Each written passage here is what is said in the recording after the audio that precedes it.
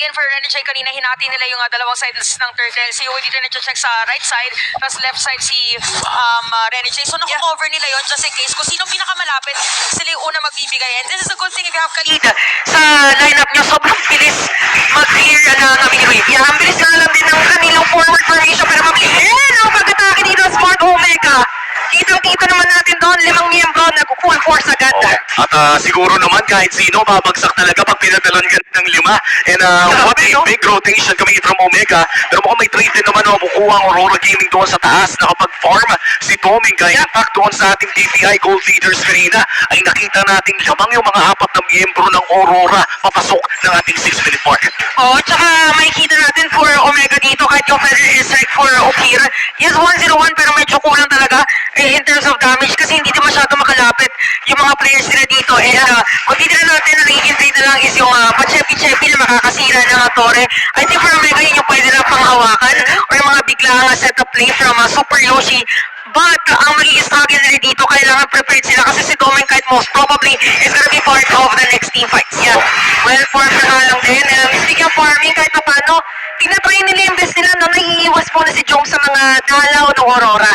Oo, at yung pagdadalaw talaga ng Aurora, kinakalmahan nila eh. Hinihintay talaga nila yung perfect timing na pagpasok ni Rene J at makakuha sila ng backline access. Pero mukhang ang perfect timing ay mamaya na dahil malapit na nga lumabas ang pinakauling pagong ng larong ito at mukhang sabay lamang iikot ang pares na kupunan. Matapos nilang kunin yung mga minion dito sa mid lane, mauuna lamang ng bahagya ang Aurora Gaming. Magkocontest kaya dito ang barangay. Mukhang ilalaban nila to kasi yung pa-forward na position dito si Luis. Although may Renegade na nagtatago sa sumilip nga kaya ito. Medyo mayayari yata kung sino mauna sumilip. Sisilip ng konti din si John. Nandiyan na paglalaro dito ni Edward. Ribad ng harap. And with that, malinis. Mapapala yung Omega kuha ng Aurora at pangatlong pagong. Although for Omega dito, yes, tinry nila or inisip nila kung mag-engage sila doon.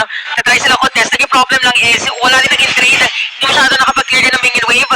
So yung millisecond na somehow na-delete din sila was a huge struggle for them.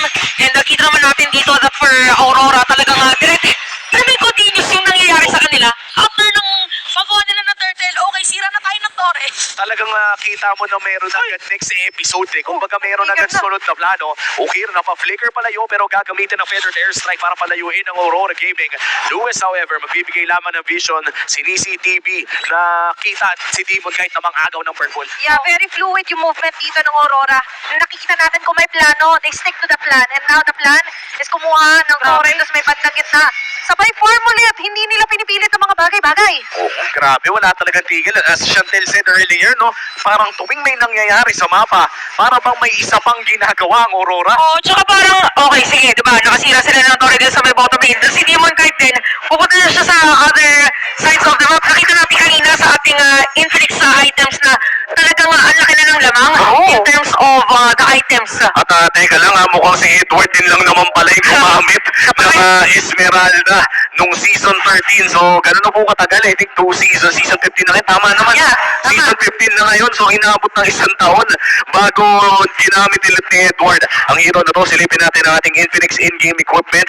Mukhang papunta naman na ng Sky Piercer si Antonio dito. So, yung power spike kahabot naman.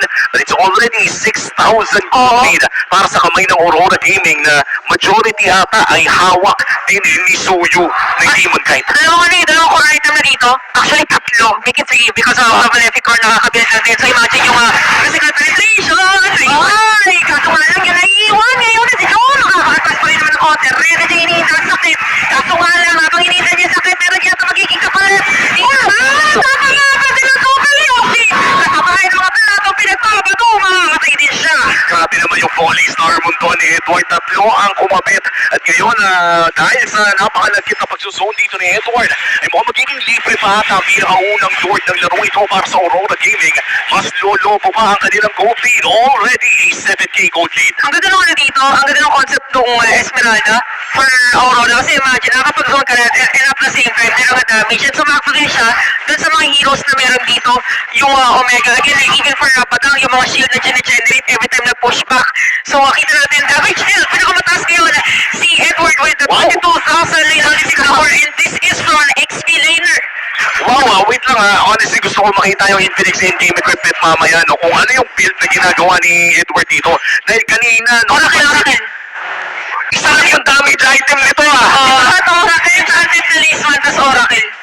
Lupsoy na the rest muna. Imagine, no, malaking factor din talaga na ang tagal niya kasi bumababat sa mga T5. Sige po, siya nga lang din. Shadow kill! Pero wala makukuha ang kill doon si Andorio. Instead, kailangan nila mataas na depensa muna sila. Kamunti ka na si Doming kahit doon, pero dahil nga sa angking kalamangan ng Aurora Gaming ay nahihirapan na ang Omega na makahanap ng mga kills. Ito yung hirap, no, Chantel, when you're running. Hayabusa kapag hindi ka na-early, ganito yung itsura. Oo, tsaka pagka wala ka na mapagpa-farman kasi parang may chokas na ka na ngayon mas smart na may ibigay mo natin kay Chong yung farm or kay Andorio na para makahabol siya dito in terms of sabihin na natin items against Aurora. Kaya maganda yung sinabi dito kanina, Athena, by the way, balikan natin Esmeralda na talaga nag-stay matagal sa T5 kasi again, yung inter-range niya, may mana region, naka-enchanted talisman din siya, tapos yung isa, yung third slot dun sa emblem niya is yung cooldown reduction, plus 2% mana region. So talagang tatayo lang siya dun, tapos sasayaw-sayaw lang siya. Police naman, tapos Frostmoon Shield, malaya na siya. Oo. Tumambay dun. At napakaganda ng unang pagpapakita dito ni Esmeralda sa ating panibagong meta na naman. And for Omega,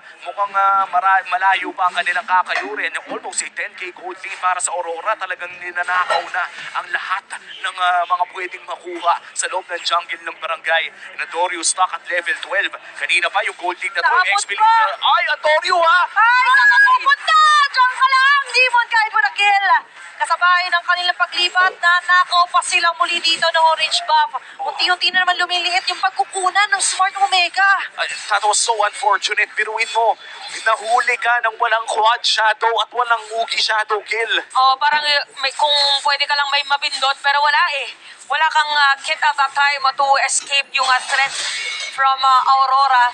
And ganun yung nagiging story ngayon for Aurora. Lahat ng mga dinadaanan nila as much as possible ay hindi pwedeng wala silang makuha. Pero may kita natin ngayon in terms of items, almost kompleto na rin para dito kay Demon, kahit ganun din naman para dito kay Doming Kite. So talaga napakataas na ng gold for our Kite brothers. Oo. And we have the dominance eyes now para naman sa Esmeralda kay Edward. Makunat na, masakit pa. At ito yung masasabi nating what an entrance mula dito sa Esmeralda pick ng Aurora Gaming. At bukas sisimula na nga ng Aurora ang pangalawang lord ng larong ito. Nandiyan naman si Luis para magbigay ng vision. Pero tanong ay makakalapit ba o lalaban ba ang barangay? Kasi si Edward yung nakasarap no? Wala ka na magagawa. Edward yan. At ngayon, sa may gilid, Super Yoshi, may kukulong kaso makapag-flicker out. Yung ay makakaligtas. Nandiyan ang mga souls there. Sila yung abante. Crimson Beacon activated na ngalag na isa masasakalit. Naiiwan pa si Super Yoshi sa Dreams. Habang Aurora ngayon, sa bawat lakad may nakukuha. Yung Lord, makukuha nga rin ba nila? Oo, ibibigay na ata ito ng Barangay Omega. This will be the second Lord secured para sa Aurora Gaming and an extremely huge gold lead. 12k na halos para sa Aurora. Oh, medyo mahirap na talaga to for Omega na palitin. Even si Super Yoshi hindi na talaga ma-push or hindi na makagawa ng counterplay against Aurora. But the good thing is that habang buhay pa yung mga inhibitor turret nila, madali lang naman for them na biglang maglalagay ng pader, susuntok. So far si Joe naman ay hindi pa talaga nabibigyan para dito sa laban. And the flicker naman yung gamit niya. Although, ang struggle lang dito is kung paano nila i-burst si Edward. How much more kung paano nila i-burst si Rene J? Tsaka for Omega, no, kailangan talaga nilang dumepensa dito. Again, tournament life po ang pinag-uusapan. If you are smart Omega, nanalo na sila kahapon. But this time, they have to win once again para mapantayan ang puntos ng Twisted Minds.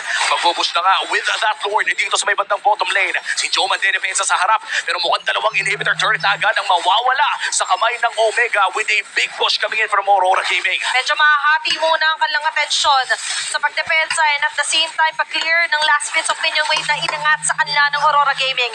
May next wave pa na magpupush din sa may bandang gitna. At dyan pa rin sila UR Energy on the front lines. Edward! Oh, yun! For the falling star mode! Mag-aatrasan ng tatlo. At kasabay na nga lang din yan na pag-atras ng depensa para dito sa Smart Omega. Natatangi na lang natitira dito ay Torres sa may bandang taas. O, lima naman sa taas. Raging Sandstorm kakabit doon kay Ukir sa likod. Mapapaflicker siya palayo. Pero mukhang si Super Yoshi ay mamamatay lang din. Naku, apat na lang matitira. Edward doon sa pinakaharap. Hindi pa rin nila mapatay. Hindi pa rin nila mamaitas. Habang yung pinipitas-pitas dito ang pinakabase ng Smart Omega. Aurora, hihinga lang saglit. Pwede pa mag-U-turn. Pwede pang bumalik. Apat na matitira para dumepensa. Nandito lumalaban si Luis. Sinasakripisyo ang buhay niya. Kaso sa pagkasabikaw ng buhay niya, hindi yan kakayanin pa. At tuloy-tuloy ang pagkabante. Aurora Gaming with Game 1 win. A dominating victory para sa Aurora Gaming. Grabe naman yung linis ng performance na yun. Oo, tsaka parang